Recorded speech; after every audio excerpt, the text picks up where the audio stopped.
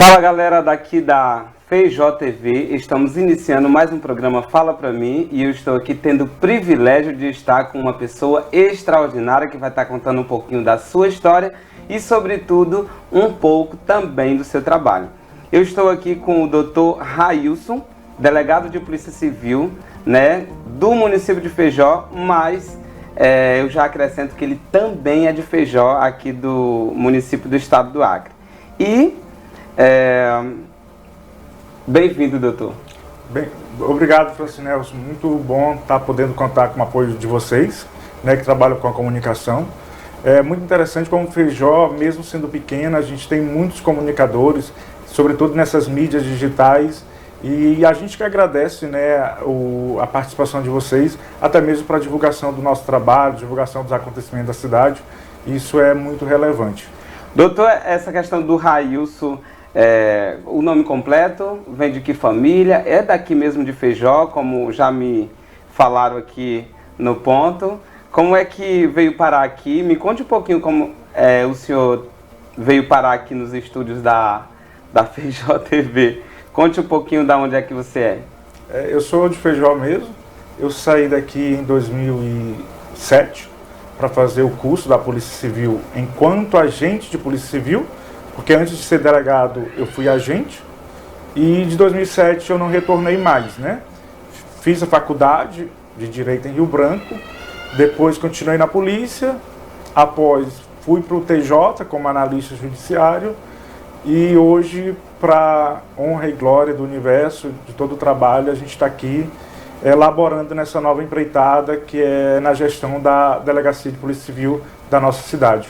Doutor, quais foram as profissões que você exerceu antes de ser delegado e esses que o senhor acaba de citar? Francinelson, a gente já trabalhou um pouco de tudo, né? Eu lembro que meu primeiro emprego foi agente comunitário, era agente social, Mas na saúde? Não, nós fazíamos um trabalho social. Foi o piloto do agente jovem. Faz muitos anos isso, ganhávamos uma bolsa na época de R$100, que era o suficiente para ajudar nos custeios próprios e também ajudava um pouco em casa. Depois fui ser professor de um outro projeto social. Depois eu fui ser caixa de supermercado. Trabalhei na Desri como caixa. Olha, um mexã de graça. A Desri ainda existe? Acho que sim, né? Existe, mas não aqui na cidade. A Desri, ela trabalha com outra cidade. Tarauacá, Parece-me Quem Vira e algumas outras cidades do Amazonas, mas aqui não. E foi um emprego muito bom, porque eu tinha, na época, 16 para 17, estava acabando de terminar o ensino médio e era um emprego que todo feijoense na época queria, porque não tinha oferecimento de muitas vagas, de muitos cargos, né? Então, para mim foi muito bom ter estado naquele momento naquela empresa privada. E o senhor fez graduação de licenciatura em quê? Aí depois trabalhei pouco na DC, foi muito pouco, né? Aí fui ser professor. Aos 17 anos passei num concurso para professor. Eu lembro muito bem, só alongando, é muito interessante. Eu tinha 17 anos quando eu fui fazer a inscrição. Eu peguei um Sombrinha, a minha mãe tinha um comércio lá embaixo, ainda tem. Eu peguei o Sombrinha, fui para a CEMEC, antigamente era CEMEC, fazer a inscrição. E estava um dia de chuva, era um meio-dia aproximadamente, um dia bem chuvoso. E daí eu me dirigi para a fila dos que iam fazer o concurso para professor. E uma colega, que hoje éramos colegas de trabalho, e na época ela era gestora da CEMEC, à época, ela disse para mim, a fila para servente, que na época tinha um cargo de servente, é aquela outra. Aí eu disse, não, eu vou fazer para professor. E fui um dos bem colocados, né? Assim, passei de pessoas que tinham graduação, a minha posição foi uma posição até bem Então você tinha magistério? Eu fiz magistério, exatamente. Porque hoje em dia só quem pode fazer concurso para professor é quem tem graduação. E na verdade, o magistério acho que parou em 2006 mesmo, não foi? A última turma de magistério? Eu acho que foi 2000, a minha foi a penúltima, 2000, acho que foi 2001. É incrível como, até hoje, né, o doutor falando situações como essa, até hoje as pessoas fazem um pré-julgamento pela aparência, né? Esse é o Brasil que a gente vive, né? Você é julgado pela a sua aparência e de repente se torna grande como você se tornou, doutor. Obrigado por ter insistido mesmo assim. Porque você poderia ter ido lá para a servente, né? Sim. Sem problema algum. Agora me diz uma coisa, o que levou a pensar ou querer ser um delegado? Foi uma questão status, financeiro? Porque a gente sabe muito bem que nós estamos em uma reunião sem oportunidades, em que desbravar para conquistar alguma coisa, precisa você ir lá fora, desbravar um mundo desconhecido e voltar de novo, sendo algo diferente, não melhor do que os outros, contudo, conquistando aquilo que tanto queria, né? A pergunta o que lhe levou a ser um delegado? Eu sempre falo que nós somos mudanças, né? E se a gente deixar de ser mudança, a gente tem que parar de existir. Quando eu era criança, meu pai queria que eu fosse advogado. Ele chegava em casa embriagado, né, e fazia carinho nos filhos e dizia que eu seria advogado. E daí eu cresci com essa inclinação. Nem sabia o que era advogado na época. E quando eu tive a oportunidade de fazer a faculdade de Direito, porque sempre foi uma certeza na minha vida, mesmo tendo tentado o vestibular da UFAC várias vezes, não conseguindo, porque fiz magistério, tinha deficiência em muitas matérias, sobretudo as exatas, por não ter tido essas matérias na grade curricular do magistério. Mesmo assim, eu tentava várias vezes vestibular na UFAC para Direito e não conseguia. Até que eu vi um colega meu, que foi meu aluno no ensino médio, conseguiu a bolsa para o Enem. E eu digo, gente, funciona. Se eu estou instruindo os alunos para o Enem, por que eu também não posso fazer? Fiz o Enem e ganhei a bolsa 100%. Né? Muito bom ter tido essa oportunidade. Na faculdade de Direito, eu queria ser do Ministério Público, queria ser promotor de justiça. Porque quando eu pensei em fazer Direito, eu já queria ser membro do Ministério Público, que eu achava acho uma função essencial. O Ministério Público, se você for analisar a Constituição, ele vai falar que é o quê? O fiscal da lei. Né? O Ministério Público é o fiscal da lei, é aquele que diz se a parte está errada, se a parte está correta, opina e leva esse parecer ao Poder Judiciário para que haja então uma decisão. E isso lhe fascinava? Sim, e o Ministério Público ele tem um poder muito grande no sentido das causas sociais. Ele trabalha com os direitos difusos, direitos coletivos, né? Sobretudo com as minorias, com os indígenas, com as causas envolvendo a questão social. E o trabalho social sempre me fascinou. Se eu não fosse da área do direito, eu seria da área das ciências sociais da vida, ou como teórico, ou como aquele que vai em campo e busca entender a comunidade e busca os serviços para aquela comunidade. Eu gosto muito das relações humanas, apesar de que às vezes a gente acaba se estressando, mas faz parte dos relacionamentos. Sim. Né? Então eu comecei pensando em fazer concurso para a área do Ministério Público. Só que aí eu já era policial civil. Então o meio, ele te favorece e ele te faz ser também aquilo no qual você está inserido. Né? Tem uma frase que diz que nós somos fruto do meio. E relativamente nós somos sim frutos do meio. Então eu já era policial civil e eu queria alcançar o cargo de delegado pela experiência anterior. Muito bem. Agora, a outra pergunta que não quer calar é como você teve a ideia de voltar para a sua cidade. Essa seleção, você tinha escolha ou foi a única vaga que abriu no momento? Porque assim, existe um ditado muito popular e certo, que nunca erra, é que raramente um profeta é bem-vindo em sua nação, né? Sim. E aí, pela primeira vez, a gente vê uma pessoa que fala de voltar aqui trabalhar e com um prazer, entendeu? Com uma gana que eu gostaria de saber o que levou a vir trabalhar na sua própria cidade. Sendo que é muito fácil um médico voltar para a sua cidade, vir trabalhar, um enfermeiro, um professor, o que quer que seja. Agora, um delegado vir trabalhar na sua cidade, que trabalha com na condição de polícia, né, onde não vai ostentar, mas também vai aprender em algum momento. Né? Não é simples. Então a minha pergunta é, o que levou a voltar para a sua cidade como delegado? Foi uma questão de opção ou porque foi a vaga que abriu? Como eu saí de Feijó em 2007, durante esse tempo que eu fiquei fora, que dá talvez uns 13, 14 anos, não sei, eu sempre pensei em voltar a Feijó e fazer um trabalho social. Mas na minha cabeça era ganhar na Mega Sena e fazer um trabalho voltado para a educação, porque a educação é uma profissão que me fascina. Se eu disser Olha, eu pra ri, você... não é porque eu sou um destruidor de sonhos, é porque ganhar na Mega Sena é tão raro, mas se trata de um sonho diário de todo brasileiro. Sim. Então, eu queria voltar para Feijó para fazer um trabalho social, que não deixa de ser, mas na docência, né, na sala de aula, que é uma área que sempre me fascinou muito. Inclusive, podem me chamar para dar palestras em escola, para dar cursinhos que não sejam longos, pela minha carreira hoje exercida, que eu vou com certeza e não cobrarei, mas apenas na área de conhecimento do direito, né? Então, Francinelso, eu sempre quis voltar a Feijó e fazer um trabalho social mais voltado para a área da educação. Quando eu fiz a academia de delegado, eu digo eu não vou voltar para Feijó, pela questão de ter conhecidos, de talvez não ser imparcial com aquelas pessoas que eu teria que investigar e, porventura, prendê-las, e isso poderia me causar um desconforto emocional e até social e talvez até familiar. Eu digo eu não vou para Feijó, vou ficar próximo a Rio Branco, já estava com a vida relativamente estabilizada na capital, mas eu digo, aí eu fui pensando, eu digo, sabe de uma coisa?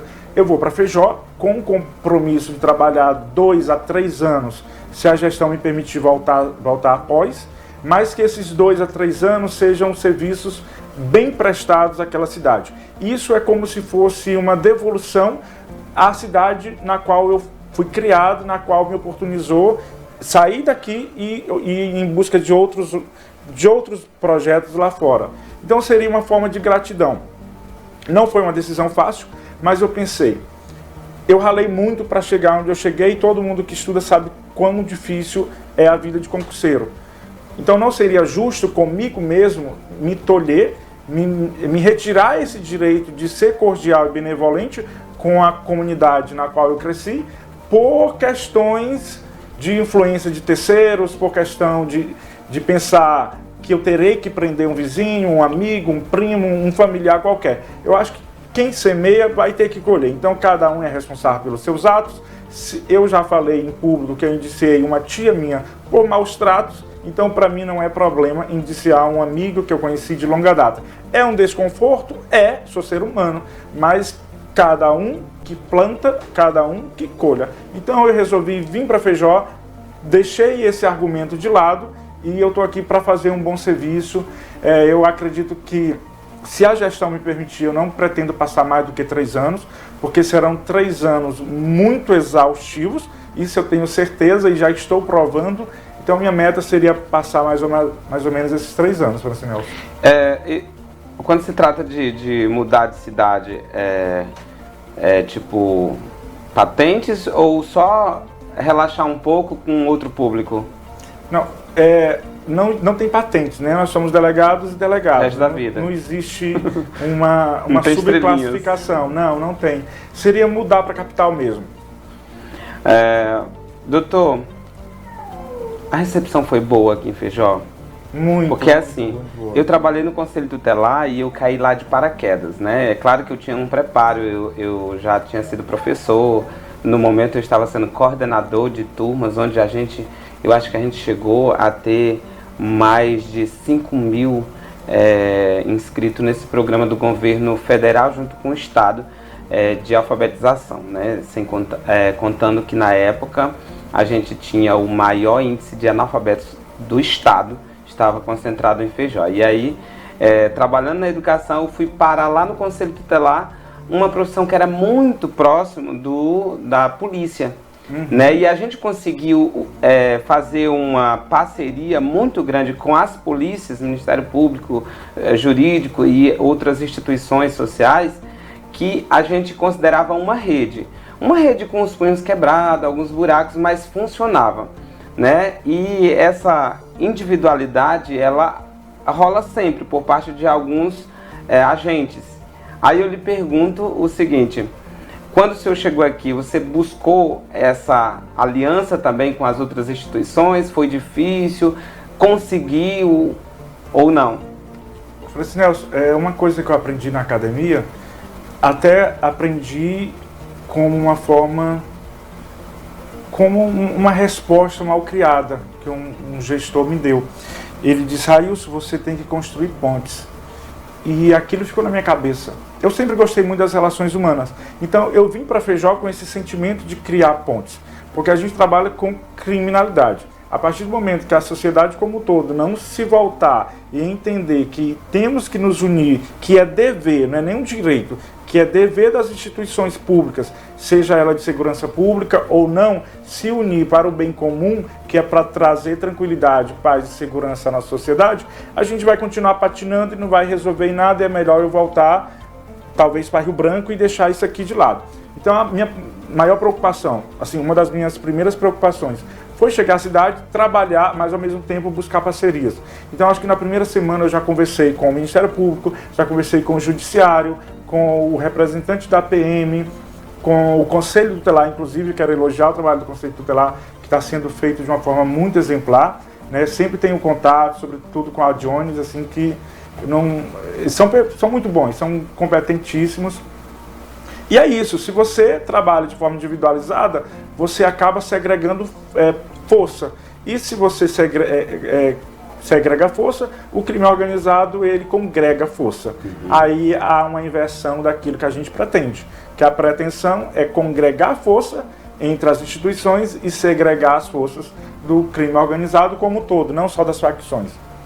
Estou falando aqui com o Dr. Railson, o Railson Ferreira, feijoense, delegado de Polícia Civil e, sobretudo, natural de Feijó, né? Natural de Feijó. Terra do açaí, né, Francisco? Terra do açaí. Você já foi a algum festival do açaí? Já, eu vim em alguns. Os primeiros eu ainda lembro, tenho lembrança do primeiro. Porque como eu quase nunca vi... Você lembra quando o açaí era doado? Lembro. Eu lembro do primeiro ali em frente ao Vacas fórum. gordas, meu Deus do céu. Olha, eu me arrependo tanto em nunca ter participado de um carnaval. Eu fui algumas vezes, mas é uma coisa de relance, de passar por dentro da cidade. E quando eu era conselheiro, né, a gente recebia aquelas portarias do juiz, que é quase que passando por cima de outra lei. Eu sempre discordei daquelas portarias, mas a gente tinha que ficar lá, colocando os meninos para casa e tal, orientando. Mas enfim, eu dava graças a Deus quando chegava a hora de ir para casa. Mas é uma festa extraordinária, a nossa cidade. Mas enfim, os números do... Não, eu quero fazer uma pergunta. Sempre aparece nas fotos, né, que é divulgada pela imprensa local, fotos de vocês juntamente com a Polícia Militar. Isso. Né? Como é que funciona essas operações em conjunto? É exatamente aquilo que você falou. Se a gente não interligar uma instituição à outra, a gente acaba indo para o fracasso, né? E quando eu cheguei com esse objetivo, de trazer o IAPEM, trazer a Polícia Militar. O bombeiro nem tanto, porque o bombeiro trabalha mais em uma outra linha, mas o bombeiro também é parceiro pra caramba, sabe, Francisco Nelson? Inclusive, anteontem fomos buscar um corpo, graças à embarcação e ao motorista que o bombeiro nos cedeu. A integração entre a Polícia Civil e Militar funciona da seguinte forma. Isso é até interessante para as pessoas que estarão nos ouvindo. A Constituição fala que a Polícia Militar é a polícia ostensiva. É aquela polícia que vai no momento que os fatos estão acontecendo. Ah, tá tendo uma briga de casal aqui. Para quem eu devo ligar? Polícia Militar ou Polícia Civil? Polícia Militar.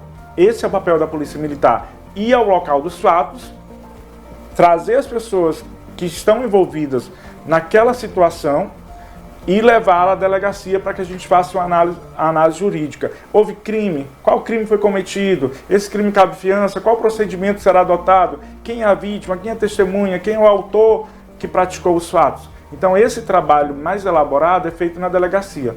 Contudo, na prática, a gente acaba às vezes misturando os papéis e essa mistura não é uma mistura ruim, porque é a mistura que a gente chama de integração. Porque muitas vezes a gente chama os policiais militares para participarem das nossas operações, que seria uma operação da Polícia Civil, que é papel desta instituição, Polícia Civil, cumprir mandado de prisão, por exemplo. Não é da PM. O Código de Processo Penal ele fala que quem cumpre mandado de prisão, quem representa é o delegado ou o Ministério Público e quem cumpre é a Polícia Civil. Só que a gente chama a PM vai lá, nos ajuda. Às vezes também tem situações que o papel é da PM, mas que eles nos ligam imediatamente, a gente está ali à disposição e a gente vai junto. Então, por isso que há essa chamada de integração, porque às vezes a gente elabora na função da PM e às vezes a PM também executa algumas das nossas ações, mas sem desnaturar as características, a instituição. As instituições continuam diversas, sólidas, só que às vezes se interrelacionam. Isso para o bem maior, que é a segurança pública. Inclusive, agradecer a participação demais da honrosa Polícia Militar, né, que sempre está à disposição da nossa Polícia Civil, e vice-versa. Sobre o comando do Tenente Carlinhos, é isso? Não, o tenente hoje é o Tenente Mendonça. Tenente Mendonça. É o comandante da Polícia Militar de Feijó. Doutor, como não tem nenhuma instituição perfeita, eu tenho algumas colocações aqui, sim. Né, que a minha insatisfação de alguns comportamentos da polícia não era na sua gestão, e nem convém também dizer quando era, mas quando eu era conselheiro, né? Por exemplo, a gente fazia uma denúncia de um estupro de vulnerável. Um exemplo. E aí a gente ficava esperando respostas dessa denúncia e chegava a ponto de nós ter que reenviar uma petição pedindo esclarecimento sobre o que tinha acontecido.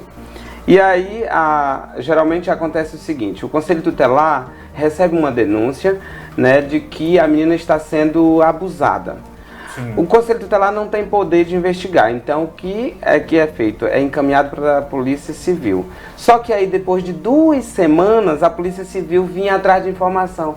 Aonde era a casa do fulano? Significa que nesse prazo de 2 semanas não houve nenhuma ação, e se houve de investigação foi interna, muito interna, a ponto de não saber nem o endereço, né?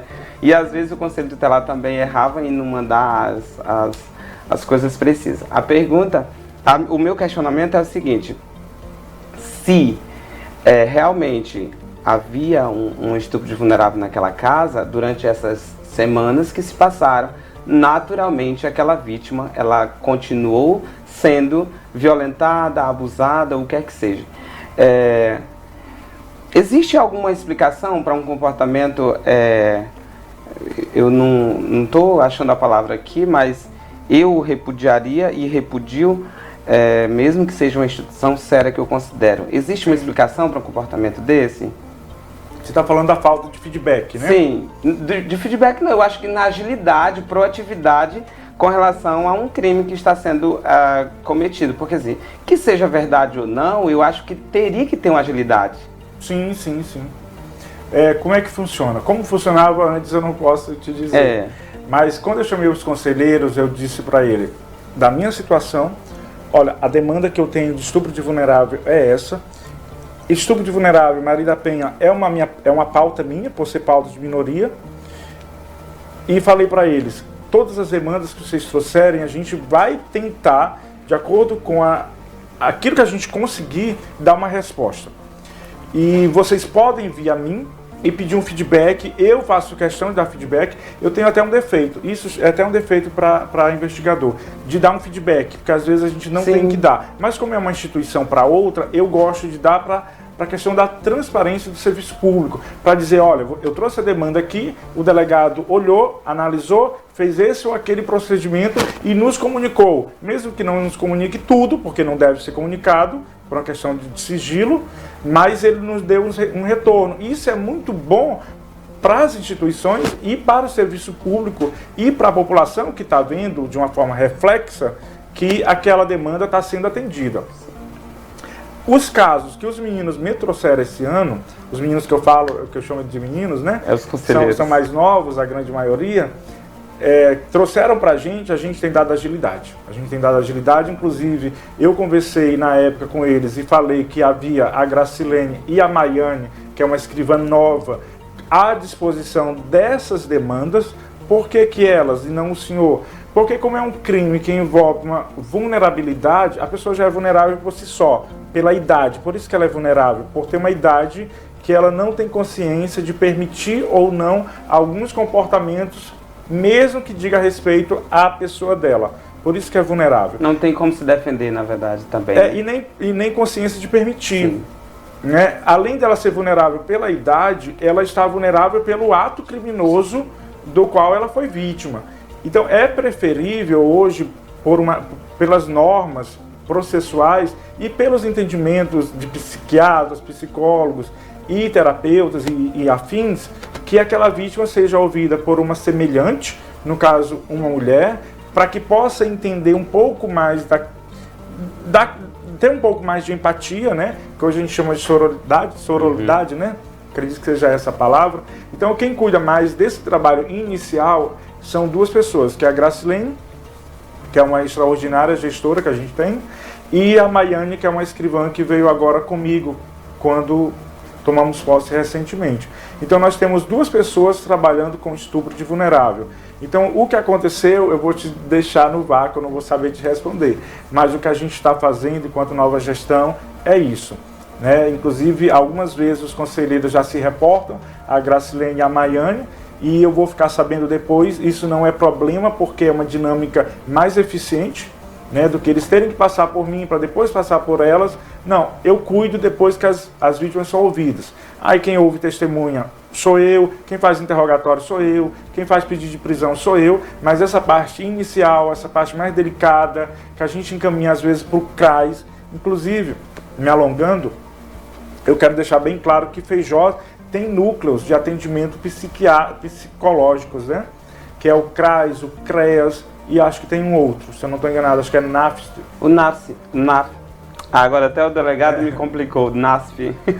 São 3 órgãos que cuidam desse... É o núcleo, não sei o que, da família lá, né? São 3 órgãos que cuidam de trabalho psicológico. E isso é interessante divulgar, porque muitas pessoas não sabem. Eu estou passando por problemas psicológicos, mesmo que não seja dessa área de estupro, né? Estou passando por problema psicológico, porque todos nós, um dia ou mais tarde, mais cedo, vamos passar por problema psicológico, já que somos humanos. Saber que tem essa rede de apoio, Francinelso, é muito bom. Sim. E é uma rede de apoio gratuita. Eu não sei como é que estão trabalhando hoje na pandemia, mas eu tive com a primeira-dama recentemente, ela me falou que alguns casos estão sendo, sim, feitos atendimentos. Eu não vou considerar vaga porque eu fiquei satisfeito com o seu posicionamento, o seu trabalho. Como você mesmo tocou no assunto, que você não podia responder algo que já passou, aliás, antes de você. Mas a minha pergunta era mais ou menos no sentido assim, existe alguma justificativa? Com certeza não existe, né? Na verdade, para esse tipo de pergunta. Agora é o seguinte, doutor, existe uma situação que incomoda muito em termos Brasil, né, mundo, que é o feminicídio. Sim. Como a delegacia de polícia ela se comporta diante dessas situações? Porque aqui em Feijó, só na sua gestão eu percebi 2 casos, né? Teve aquele da zona rural, que houve uma matança. Eu tenho certeza que foi motivado, estava em dúvida ali se era feminicídio, e o outro também que eu só vi por jornais aqui em Feijó. Como é que a delegacia na sua gestão se comporta diante desse crime, desse tipo de crime? Francinelso, como eu falei, tem essa rede pequena na delegacia, mas tem de 2 servidoras que trabalham quase que exclusivamente com essas demandas, né?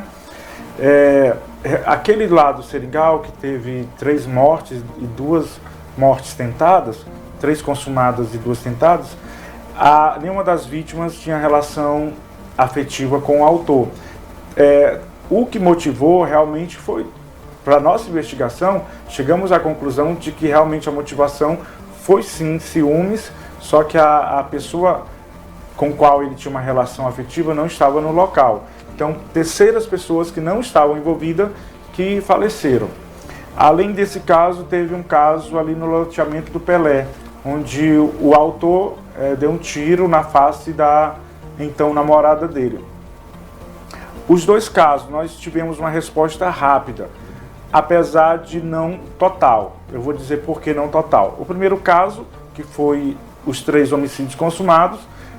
Eu tive conhecimento no final do dia, quando foi logo por meio do meio-dia do dia seguinte, já estava com mandado de prisão, os meninos foram ao local dos crimes e já conduziram o autor dos fatos, já encaminhamos inclusive para a penitenciária. Então foi uma ação muito rápida. O primeiro caso, que foi uma tentativa, já que não houve a consumação, representei pela prisão, juntamente com o delegado Saulo, que estava aqui na cidade na época. O mandado saiu, eu acredito, eu representei no final do dia, porque foi à tarde também, iniciando a noite representei, logo que começou o dia, a juíza já decretou a prisão dele. Ocorre que ele está foragido, mas está foragido e investigado. Inclusive hoje eu voltei a falar com os investigadores. Temos que prender o cara, temos que dar uma resposta. Estávamos praticamente prendendo, mas teve uma outra situação lá que ele acabou escapando. Isso recente. Mas o mandado de prisão dele já foi pedido, foi expedido e estamos em busca de capturá-lo. Porque essa é uma pauta que me atrai. Eu tive problemas de relacionamento familiar próximo a mim. Parentes meus viveram isso. E eu sei quão doloroso é uma mulher ser vítima de violência doméstica. Então eu trabalhei na delegacia da mulher por 6 anos e meio. Foi minha primeira delegacia. Então 6 anos e meio eu fiquei naquela delegacia em Rio Branco. Então é algo que me chama a atenção. É algo que eu desejo combater. E combater com eficiência. Inclusive, Francinelso, só para ressaltar o trabalho dessas 2 meninas, né, da Gracilene e da Maiane. Os inquéritos Maria da Penha em Feijó, depois da minha gestão, eles não estão demorando 20 dias. Em menos de 20 dias a gente está resolvendo, encaminhando para o judiciário para que haja uma decisão judicial. Tem casos que a gente pede prisão, na maioria dos casos não. Na maioria dos casos cabe ao judiciário decidir por uma condenação ou não. Por que eu não trabalhei no Conselho Tutelar nessa época, pai? Mas enfim, eu gostaria de ressaltar aqui que eu via diariamente os meninos tentando dar o melhor e a gente não tinha delegado de polícia aqui titular, né? A gente dividia com Tarauacá, Jordão. Só para vocês terem ideia, para vocês que estão assistindo, o Jordão, ele sofre, eu acho que até hoje sofre com essa ausência de delegado, que tinha processos num fórum que a gente participou em Rio Branco, a gente, quando eu era conselheiro, que tinha casos de estupro que nunca tinha resposta. Eles enviavam para Tarauacá, né, e não tinha resposta. Então, era uma coisa assim absurda de se ouvir, até inacreditável, mas a gente ainda estava no lucro, porque mesmo dividindo o delegado aqui, a gente tinha uma resposta à distância, mas tinha. Enfim, doutor, a gente sabe que essa questão das minorias, você fala muito em minoria e Sim. Tem algumas bandeiras além dessas que você defende? Sim, todas as minorias. Todo ser humano, ele tem que ser... A Constituição, ela fala o seguinte: todos são iguais perante a lei, contudo, a gente deve tratar de acordo com a desigualdade. Isso é muito interessante, porque quando as pessoas pegam só a primeira parte, diz assim, todos são iguais perante a lei. Essa é a regra geral. A Constituição fala, todos são iguais perante a lei. Contudo, há uma diferenciação. A própria Constituição fala, né, que a gente deve tratar os desiguais de forma desigual. Você não tem como tratar, por exemplo, numa fila de banco. Só um exemplo. Se a gente usasse só essa primeira oração, todos são iguais perante a lei, então todos estariam em uma única fila. Sim. A partir do momento que a Constituição faz a ressalva que os desiguais devem ser tratados de forma desigual, que isso é expresso, não é uma interpretação, é expresso no próprio texto, aí é que a gente vai fazendo a justiça, adequando as pessoas a umas situações de menos vulnerabilidade com relação a outras. E por isso que é criada fila para idoso, por isso que é criada fila para gestante, por isso que tem espaço nos ônibus para cadeirantes. Deu para entender? Então, Sim. Todos são iguais perante a lei, contudo, a gente deve adequar as desigualdades. Não pode, em alguns momentos, tratar iguais, mas em outros momentos tratar de forma desigual. Então, todas as minorias, para mim, são importantes, todo ser humano. A pauta indígena é uma pauta que me chama a atenção, a pauta LGBTQIA+, é uma pauta que me chama a atenção, sim. Violência doméstica, racismo. Estupro de vulnerável, racismo, acho que, apesar de que aqui eu não me deparei ainda com situações dessa natureza, né? E espero não me deparar, porque não há lógica alguma em você discriminar alguém pela cor. Aliás, não há lógica alguma você discriminar alguém, né? Eu estou feliz com a presença do delegado de Polícia Civil daqui de Feijó, doutor Raísso Ferreira. E só abrindo um parênteses aqui, quando ele falou que existem várias instituições que atendem situações que envolvem a necessidade de psicólogo, né? Mas aí, graças a Deus que a gente tem o NASF para atender de forma patológica, né? Tipo, ali, clinicamente. Eu não sei nem se é essa palavra certa, mas o CRAS e o CRES, ele atende públicos específicos, né? Eu estou com problema psicológico lá para o CREAS, não pode, né? Agora, os atendimentos do doutor vai lá para o CREAS, né, doutor? Quando é uma pessoa que foi violentada. Isso, e tal, tanto mulher que nem criança, ou quem quer que seja. O CRES porque é o serviço especializado da assistência social. Então, teve um agravante, lá. Agora, uma prevenção, aí é o CRAS. Né? Aí o CRAS já vai ali prevenir para que não aconteça o pior. Já aconteceu, manda para o CREAS. Mas isso aí, o CREAS recebe mais demandas depois do ISE, depois da delegacia, depois de alguma situação envolvendo uma coisa mais agravante. Agora o NASF não. Está com problema de saúde, que precisa de psicólogo, vá no seu posto de saúde, peça um encaminhamento e vá lá na Secretaria de Saúde que você vai ser atendido lá pelas nossas queridas Gislaine e Elza. Doutor, muito obrigado pela sua presença, mas ainda não encerramos. A pergunta é, qual é a distância de um processo, a partir do momento que eu faço uma denúncia, até chegar ao juiz para ser julgado? Pela lei seria rápido, né? A lei ela fala que os processos, que a gente divide em ritos, né? Primeiro tem o prazo dos inquéritos. Inquéritos é aquilo com o qual eu trabalho, né? Os inquéritos têm prazos variados, dependendo da natureza do inquérito, mas a grande maioria o prazo é de 30 dias. Aí você me pergunta, vocês dão conta de encerrar um inquérito em 30 dias? Não. É humanamente impossível encerrar um inquérito em 30 dias. Hoje na delegacia nós temos aproximadamente 300 inquéritos. Isso é pouco. Isso é pouco. Tem delegacias em Rio Branco que uma delegacia tem mais de 6.000 inquéritos. Hoje nós estamos na faixa de 300. E o objetivo é que tenhamos cada vez mais.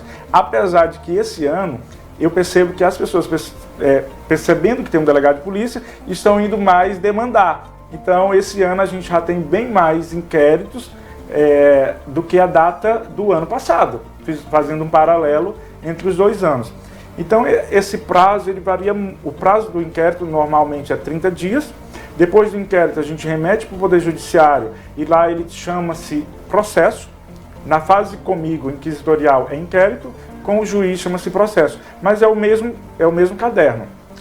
Doutor, nós tivemos lá no... Pode falar. Desculpa, Francinelli. Não, eu que peço. Lá em juízo, depende, a lei fala em 60 dias para um determinado tipo de crime e 90 dias para outro tipo de crime. Só que humanamente também é impossível concluir.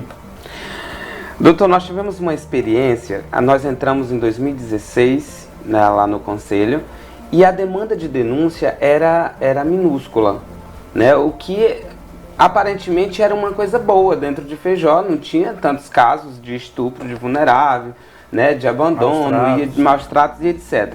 Só que aí nós começamos a trabalhar de uma forma transparente, que quando a gente foi fazer os números do final de 2016 e 2017, a gente se assustou, a gente chegou aí para o G1 como um dos conselhos mais atuantes do Estado, e a preocupação, eu me lembro que ficou no ar, tipo, aumentou os números, e eu nunca me esqueci da fala de uma secretária de ação social, que ela falou o seguinte: não é que os números aumentaram, eu acho que o serviço de vocês deu confiança às pessoas denunciarem mais.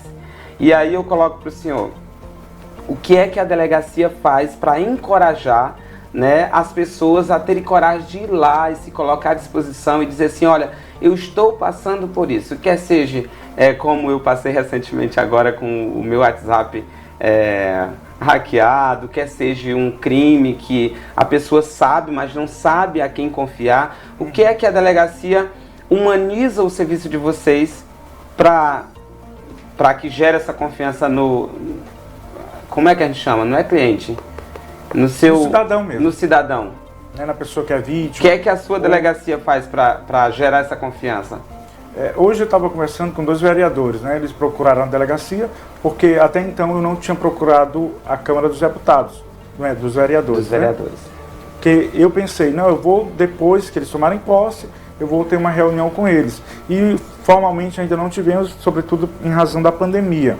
Mas eles 2 hoje me procuraram e eu falo para você aquilo que eu falei para eles. Se o delegado, se o agente de polícia civil, se o escrivão não tem conhecimento de um fato criminoso, a gente não pode atuar. Nós estávamos falando sobre a questão do gado, que o gado, eu falo publicamente, que é meu calcanhar de Aquiles. É aquilo que eu tomei como responsabilidade para mim e é aquilo que eu tenho certeza, por A mais B, a não ser que eu morra, que eu vou dar uma resposta. Se tem um objetivo que eu tenho nessa vida, é dar uma resposta com relação ao gado. E eu não falo publicamente, sobre as investigações eu não falo, o que está acontecendo, nem poderia, mas sobre o meu desejo e sobre uma ação contundente, pontual e exitosa, a não ser que eu morra, mas a gente vai ter uma resposta. Então, as pessoas têm que chegar a gente e comunicar. Eu falava para eles, se a pessoa que teve o gado furtado, ela reclama para o vizinho, ela reclama para a mulher, reclama para não sei o quê, mas não reclama para mim, eu não vou resolver, filho. Então tem que chegar a mim, ou chegar a algum dos agentes, a denúncia. E daí a gente vai se desdobrar em 10, a gente não está se desdobrando em 2, em 10, para tentar resolver. Além disso, Francinelso, a gente tem um Disque Denúncia. O Disque Denúncia é uma forma de trazer a sociedade para o nosso lado. Porque a sociedade tem que estar do nosso lado. Ah, mas que petulância. Não. A Constituição ela fala que a segurança pública é direito e dever de todos. Uhum. Então, a partir do momento que o cidadão ele entende que ele faz parte de uma sociedade e que ele é transformador daquela sociedade, ele tem por obrigação modificar o ambiente. Como é que ele modifica a segurança pública? Levando as autoridades, a criminalidade que está acontecendo ao seu redor. Para que isso? Para tornar a sociedade uma sociedade mais segura, um ambiente de maior paz. Está fazendo isso por ele? Tá, sim. Está fazendo isso por ele. Porque na rua dele não vai ter o boqueiro, na rua dele não vai ter aquele furtador, na rua dele não vai ter aquele bêbado que fica incomodando. Então ele está trazendo paz para ele mesmo. A sociedade ela tem que entender que nós, segurança pública, seja polícia civil, seja polícia militar, nós não somos inimigos da polícia, da sociedade. Pelo contrário, nós nos doamos para a sociedade. Se você perguntar, delegado, quantas horas você trabalha por dia? Há mais de 2 meses que eu tenho trabalhado 12, 13, às vezes 14 horas por dia.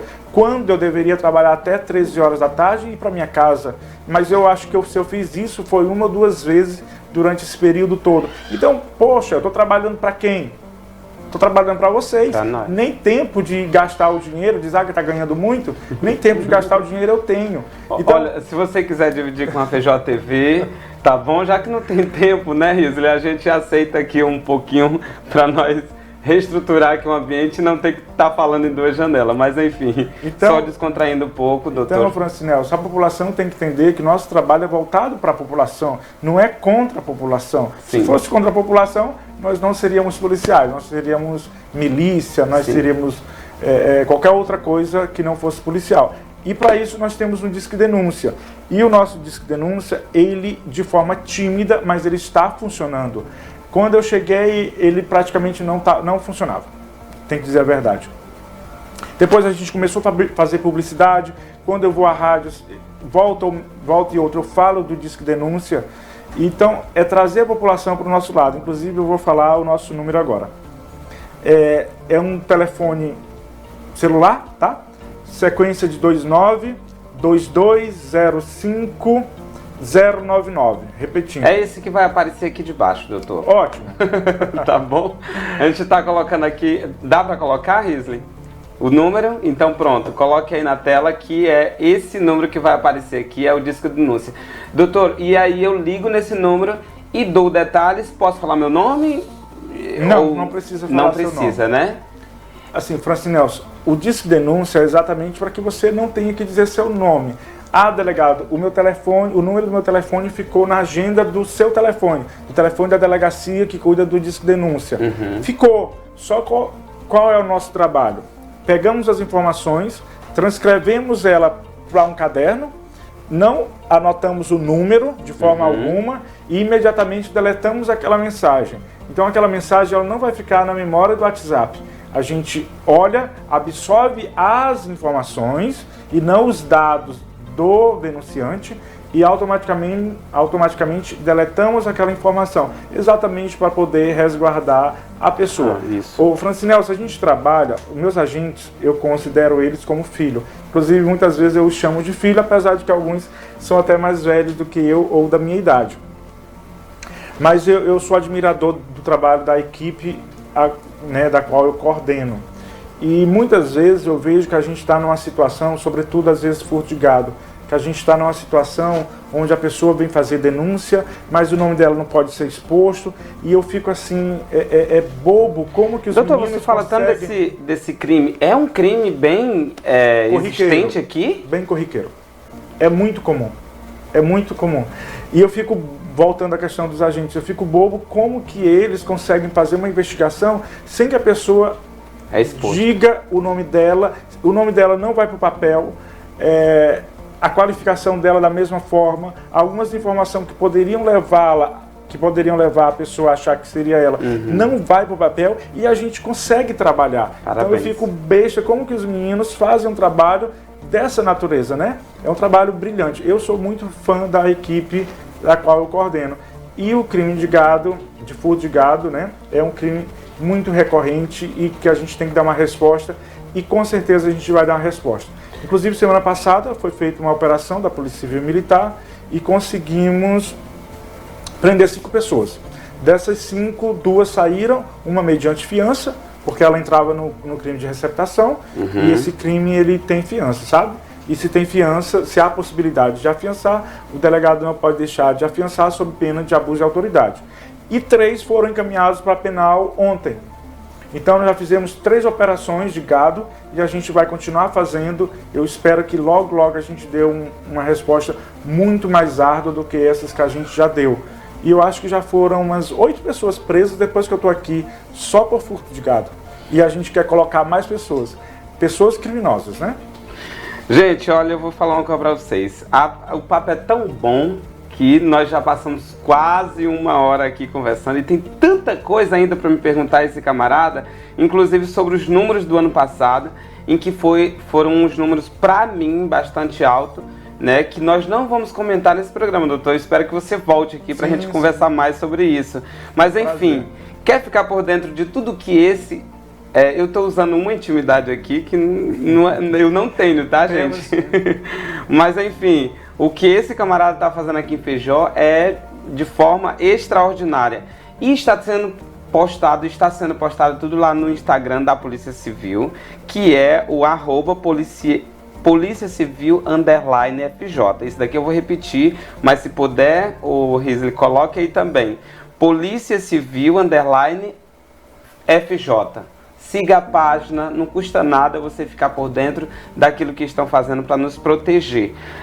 Doutor, nós não falamos sobre o crime de drogas, o nosso tempo esgotou, mas nós vamos falar também sobre uma série de crimes que vocês já conseguiram capturar os envolvidos e que se faz de forma benéfica para nós. A gente só tem a agradecer tanto a sua presença aqui, quanto a sua equipe, que eu conheço vários, né? Eu não vou nem citar nomes, porque a maioria são meus amigos. Se eu esquecer de alguns, seria injusto. Mas a sua equipe é formada de pessoas de boa índole, de caráter e que de fato faz um serviço, né, de investigação maravilhoso.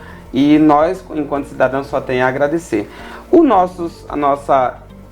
Nossos microfones, vou falar assim, estão livres para você. Mais uma vez eu agradeço e, gente, Disque Denúncia. Obrigado, doutor. Obrigado, professor Nelson. Eu encerro essa entrevista muito gostosa, né? Agradecendo aos meios de comunicação. Eu acho que é imprescindível o trabalho que vocês fazem, desde o locutor de rádio a essas novas ferramentas, que são as mídias digitais. Tudo isso é importantíssimo para dar transparência de qualquer serviço público, seja da Polícia Civil, seja da própria administração, do Executivo. Isso é muito importante, o povo saber o que está sendo feito com o dinheiro arrecadado dos nossos impostos. E eu percebo que as mídias elas estão trazendo isso e devem continuar trazendo né, porque faz parte de uma democracia. Então eu quero agradecer a todos os comunicadores com os quais eu tenho e muito bem me relacionado nesses últimos meses. Pedir à população feijoense que confie no trabalho das suas polícias, se aproxime das polícias, porque só assim a gente pode montar uma parceria que seja mais exitosa. Quero dar um recado à juventude. Eu vim com a proposta de não dar muito conselho, sabe? Porque às vezes você perde tempo, às vezes o meu tempo é tão corrido que às vezes eu perco tempo dando conselho e eu vejo que não tem muito resultado. Mas a gente tem que pensar que as pessoas têm condições de mudar. Então o meu conselho para o jovem é que não adianta e não vai trazer benefício ingressar no mundo do crime organizado. Eu sempre falo, Francinelso, que quando eu vou para as operações eu não participo de todas, mas algumas eu faço questão de ir. E as casas que eu adentro são casas verdadeiramente de pessoas economicamente miseráveis. E aí você faz a reflexão, cara, vale a pena isso? Ontem eu estava flagranteando 2, que inclusive saiu a decisão, a juíza concedeu a prisão preventiva, serão encaminhados para o presídio amanhã, tráfico de drogas. E eu perguntava para ele, cara, vale a pena? Ele disse, vale, isso aqui. Aí ele me mostrou as algemas que estava no corpo dele, né? E, cara, não vale a pena, não vale a pena. Eu não entrei em uma casa que dissesse, tem um muro que vai dar mais emoção que eu vou ter que pular. Não, são barracos, barracos e barracos. Railson, como é que eu posso mudar minha vida? Não vai ser por meio do crime organizado, não vai ser por meio do tráfico. Poxa, faz como todo mundo faz. Acorda cedo, trabalha, acorda cedo, estuda. Se a vida fosse fácil, seria um sono, né? E não é um sono. Então a gente está aqui para vencer a cada dia os obstáculos e conseguir vencer. Eu não sou o melhor exemplo, mas eu acho que eu sou um exemplo de um menino relativamente pobre, que hoje é delegado de polícia. E hoje eu não quero mais nada, Francinelso. Nem concurso de magistratura eu já deixei de lado, não quero mais nada. Você não vai ser promotor mais? Não, eu tô bem na profissão. Pelo menos é o que eu acho hoje. Então, cara, é levantar cedo, acordar, acreditar em você, acreditar que você é capaz, que você pode sair dessa situação econômica ruim na qual você vive e apostar e ir. Porque para o crime organizado tem 2 opções. Esse rapaz ontem que eu ouvi, ele tinha 28 anos. E eu digo, você é um dos mais velhos que eu já ouvi aqui. Talvez o mais velho.